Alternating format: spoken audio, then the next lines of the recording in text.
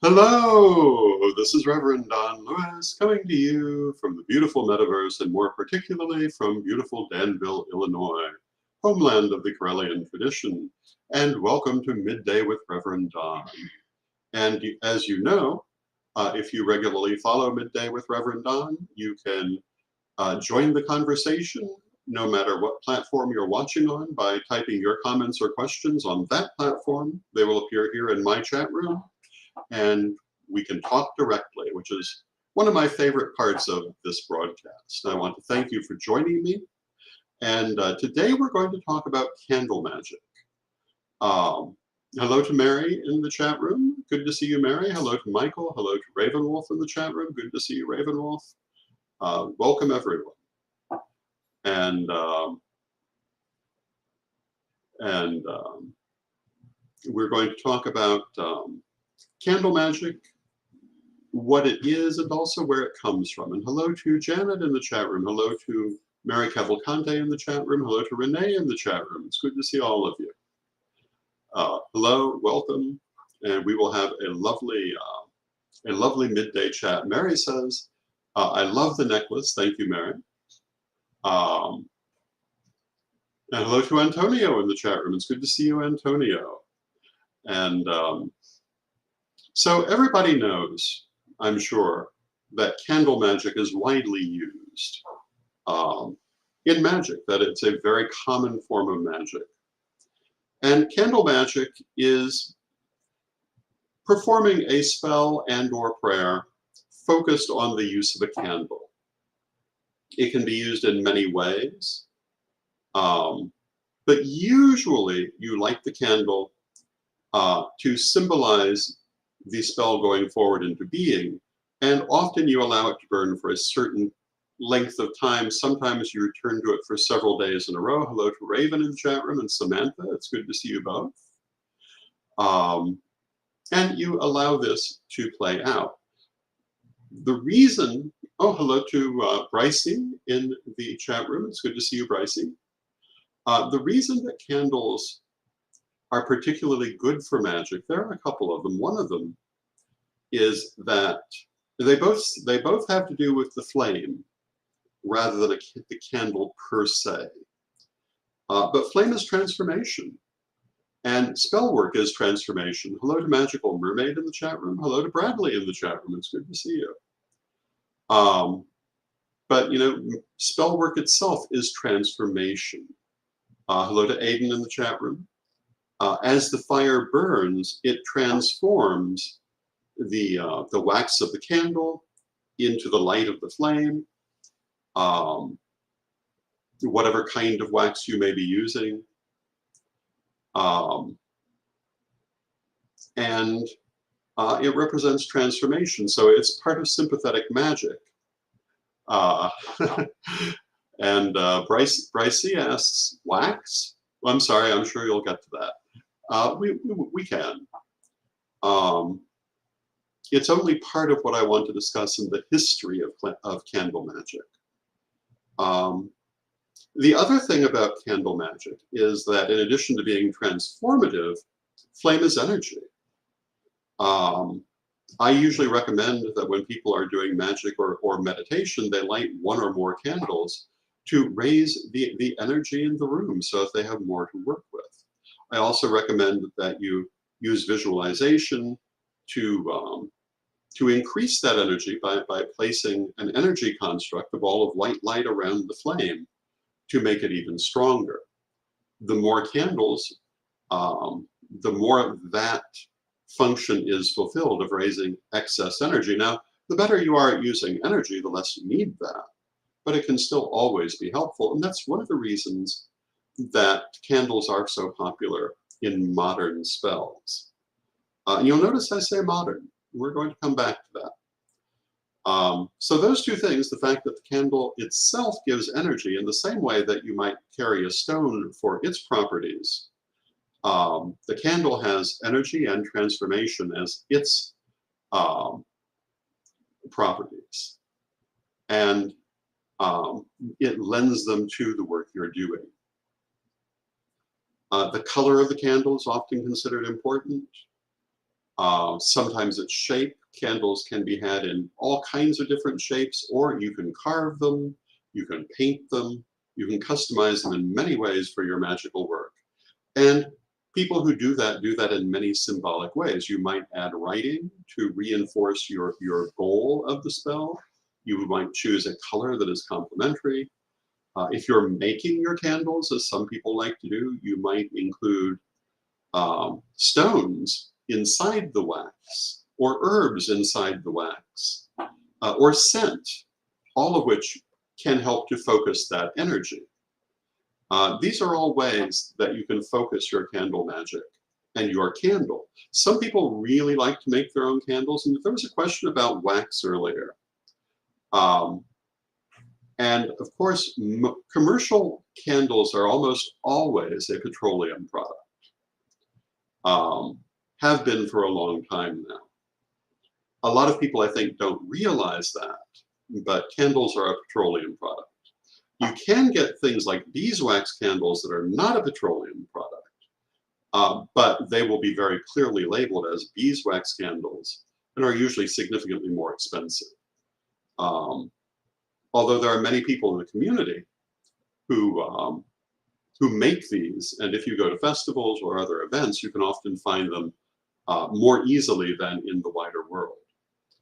Historically, there were also candles made from things like tallow, which had their downside. Tallow was very smoky, it didn't smell good, but it was much cheaper than that natural wax. And so in the era when candles were generally used for lighting, many people were using tallow candles. And today they're more or less unheard of because they really were not satisfactory, but at the time they were more of a thing. One of the things we have to bear in mind is that using candles in magic is a comparatively new thing because candles themselves are comparatively new. They do go back in some parts of the world to the period of the Roman Empire or slightly before. In parts of Asia, even a little bit earlier than that. But not in Europe, for example, and in the Roman Empire, we're talking about the latter empire, and they were far less common than oil lamps, for example. And if you look at the Orthodox Christian Church, which comes out of that late antiquity period, you'll see they don't generally use candles, they use oil lamps still, because it is the traditional thing. And Janet says, I like to get mine from blue corn beeswax. It's worth noting that there are today a number of other alternatives as well. You'll find candles made from soy, for example. And John Phillip, hello John Phillip, it's good to see you, says that I can never find or access this live stream until Facebook decides to send me an invitation to it. And when Facebook is ready, the link to the live stream just pops up on my page unexpectedly. That's very odd. Hello, Diane. It's good to see you, Diane. You know, it always is on my Facebook page, and it's always at noon. So if you want to go there, or any of the other pages it appears on, I think it should be possible to find it there quite easily. Or Magic TV, or various other platforms. But why that would be the case, I don't know. But you know, Facebook can be frustrating. So these are all different kinds of wax you can use, and it's a fairly modern thing because until the 1800s, really, maybe late 1700s, candles were expensive. They weren't necessarily something people were going to use in a spell. They were used for lighting. And until the 19th century, they were usually used as lighting for the wealthy. And they had only really come into their own as a lighting source when they were displaced by gas lighting in the early 19th century. Because when you look at, for example, those Rococo palaces with their crystal chandeliers lit by candles, that's not what ordinary people were using. ordinary people were using things like rushlights. They were using things like oil lamps still, which were used throughout the 19th century. If you've ever seen a kerosene lamp, that's a kind of oil lamp, a direct development of the ones that were used in ancient Rome. They never really went out until gaslight and electricity came in. Hello to Brenda in the chat room. Good to see you. Hello to Janet in the chat room.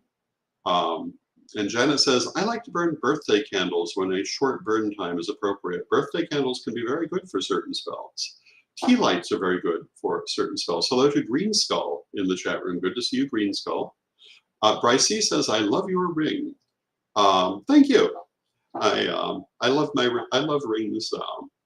Also, I consider them an artistic expression.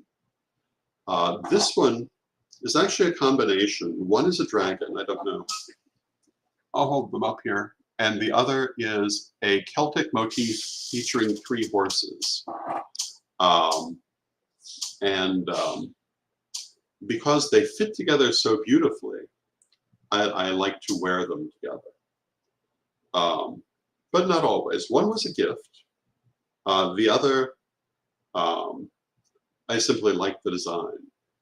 And hello to Kazan in the chat room. It's nice to see you, Kazan. It's nice to see everyone. So when we talk about candles in magic, this is a relatively new development. And Green Skull, who says, call me Andy, asks if they can call me Grandpa. Yes, you can.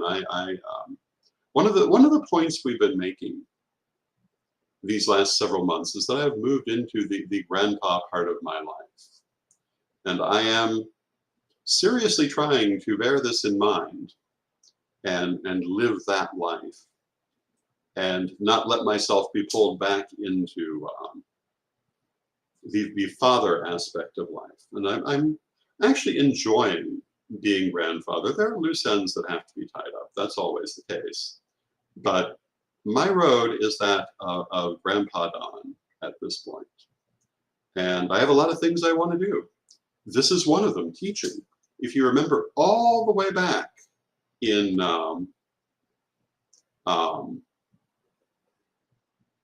February, one of the things I said is that I want to get back to teaching. I want to get back to artwork. I want to be able to do writing. And also, I've started doing psychic work again, which I've been quite enjoying. When I was acting as the Chancellor of the Corellian tradition, I didn't have time for these things. Now I do. And I'm quite enjoying that. So let me take a moment for a shameless plug. If you would like a reading from me, you can contact me at donlewishp@aol.com or instant message me on Facebook or Instagram. And I do tarot, I do clairvoyance, I also do past lives. Or you can join my Patreon at revdonlewis.com. So that's our commercial break for today. Just last night we had our weekly chat room. It was lovely. We do lots of things on the Patreon.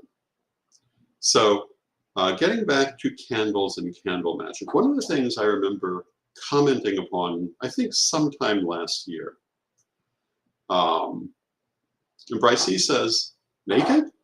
But that would cost extra. But one of the things I commented on last year, someone had remarked how upset they were to see people saying that white was an all-purpose color for candles, and that you must use exactly the color that was recommended for whatever spell you were doing. And I had to point out that even the ability to have colored candles is very recent. Of course, you can use a white candle for anything, because anyone who was doing candle magic before, I would say really the mid-20th century, certainly the dawn of the 20th century, would have been using white or natural color. All these colors weren't available. They're not traditional. Nor would they have been using them again much before the 18th century. They're very, very new. Diane says, I work Monday nights and always miss your chat. I'm so sorry that we miss you, Diane. But I always love talking to you. And Jim says, I remember my mama using tallow or even butter as a candle base. And yes, butter can be used for candles too. All that a candle really is an oil lamp that's been solidified. Same principle. And just like an oil lamp, the wick pulls up the fuel, which then burns. And Andy says, do you like scented candles? Yes, I personally do. And if your candle is not scented, but you want to use a scent to help focus your spell, you dress the candle with essential oil, or with anointing oil, I should say. Because it doesn't have to be a pure essential oil. It just has to have that scent. And this can be part of your spell. It can be the meditation that you begin the spell with. And other people do not like scented candles. So it's possible to do whatever you want. But if candles are a modern thing, what did people do before them? Did they not do spells like this? Well, yes, they did. They did things very much like this. I think as long as we've been doing magic. But what they did is that they used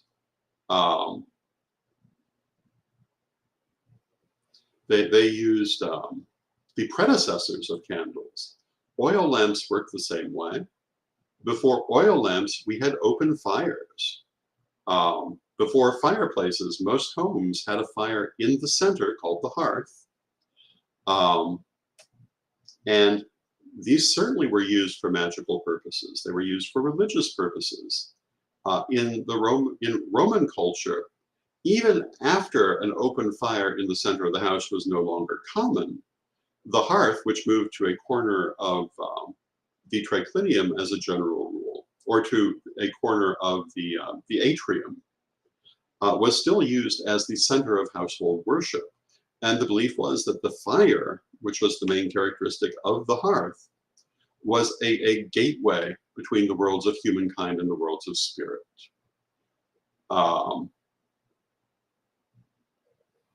And you see this very much in ancient religion.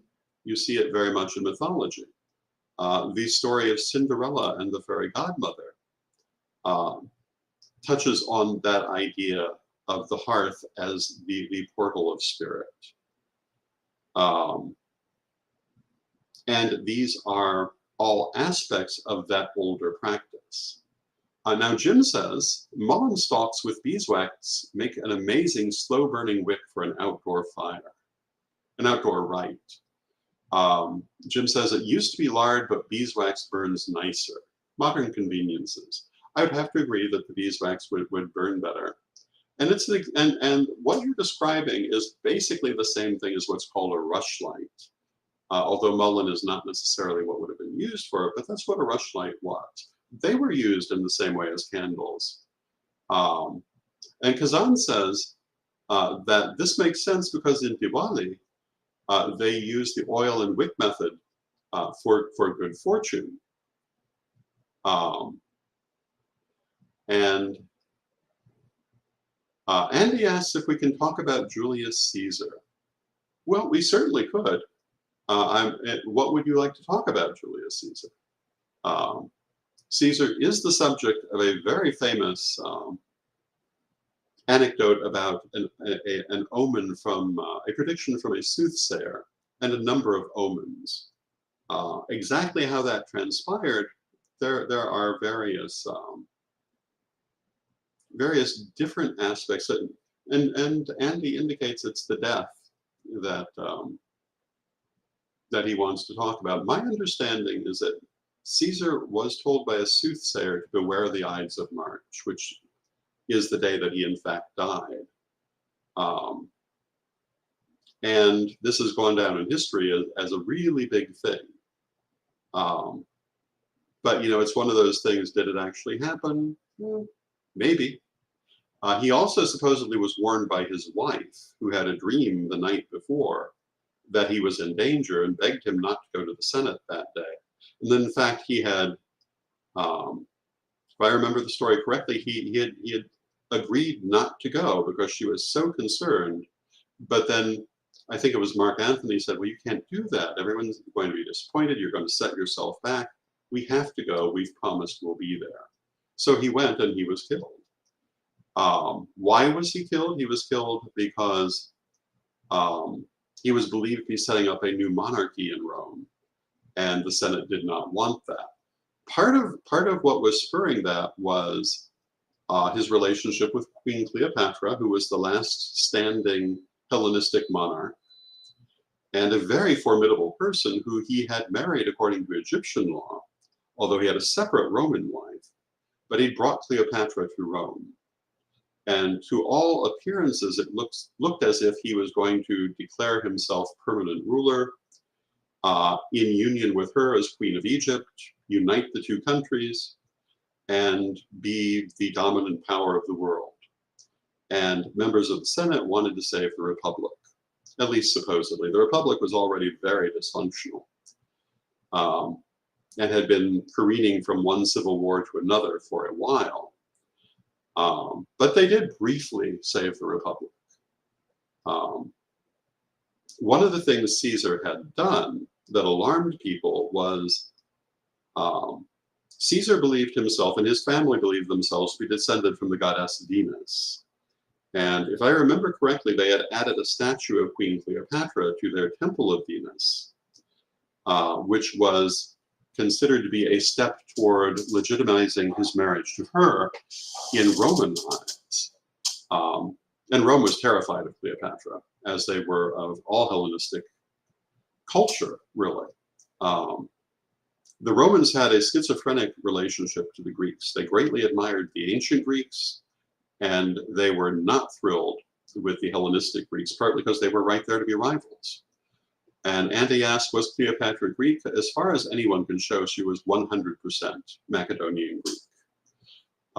Her family had ruled Egypt for 300 years, since the time of Alexander the Great.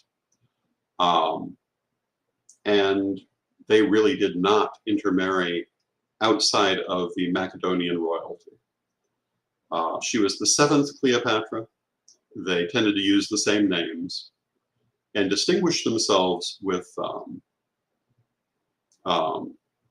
additional names. And Jim says the Memoirs of Cleopatra by Margaret George is a great read if anyone enjoys historical fiction. There are a lot of good books about Cleopatra, some of them better than others. The one thing you have to remember about Cleopatra, if you want to understand this figure, is that she was Hellenistic Greek. Unlike any of her predecessors, she was a strong devotee of traditional Egyptian culture. She spoke Egyptian fluently, as well as at least 7 other languages. She was an intellectual giant of her day, as was Julius Caesar. That's how they bonded, beyond the simple fact of all the power she had to offer, as basically the wealthiest woman in the world that he knew. And their union seems to have been about more than power. They were well matched to each other. She was, to judge from her surviving depictions, a relatively beautiful woman, depending on the standards of the time. But she definitely had those Macedonian features. And there are some images that are relatively certainly known to be her. There are others that are thought to be her because they resemble the portraits we know to be her. And no actress that I know of has ever played her who actually resembled her. But maybe one day. Now, going back to candles, where we started, these were important in Roman worship, since we've been talking about Rome for a few moments. They were fire itself, and the oil lamps were important in Roman temples and altars. The most sacred artifact in Rome was the eternal flame guarded by the Vestal Virgins. They regarded Rome as extraordinarily, or they regarded fire in Rome as extraordinarily powerful. This is part of why we still have candle magic today. It's very old. Um, Andy asks who invented candles, and the answer is nobody can answer that. The earliest candles that I have been able to see are in Asia, um, maybe a century BC. They appear to go farthest back in China, which is true for a lot of things, but nobody recorded when they started using them. They go back a long way in Japan, but outside of those areas, they're more recent innovations. But as I say, they had spread into the Roman Empire by the late antique period, but they were extraordinarily costly, which is why you see them show up in the early Christian church, but not really other places. And for a long time, that was the one place you saw them because they were very expensive and they had the money for it.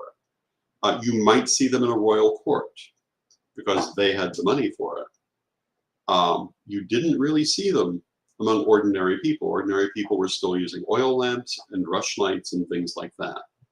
But were they using them for magic? I'm quite certain they were, because it's well recorded that people used them for magic before and after, so I'm sure they were using them in that period too. They certainly were using them for ceremonies in things like ceremonial magic. Jim says it's the same with glassware, and yes, it is. Glassware goes all the way back to ancient Egypt, although it was forgotten. Some aspects of it were forgotten at certain points. But for the longest time, it was something that was mostly in the hands of the wealthy. Poor people might occasionally have some. One of the channels I like to follow on YouTube is called American Patriot. And they do things like historical recipes, and they have this little backstory about this couple who live in a log cabin, and he's a woodcutter, and she sometimes works at the local trading post. And they show a lot of things about life at that time in the early 1800s. But one thing that I can't help mentioning is that for the things they have in that log cabin, they're a much wealthier couple than that backstory makes out to be. There are a lot of ways that we've forgotten what life was like before we were so wealthy. Now, Kazan says, a long time ago I learned that if you want to make a specific color of candle, you can melt crayons with your wax, and it works. And yes, it will do that.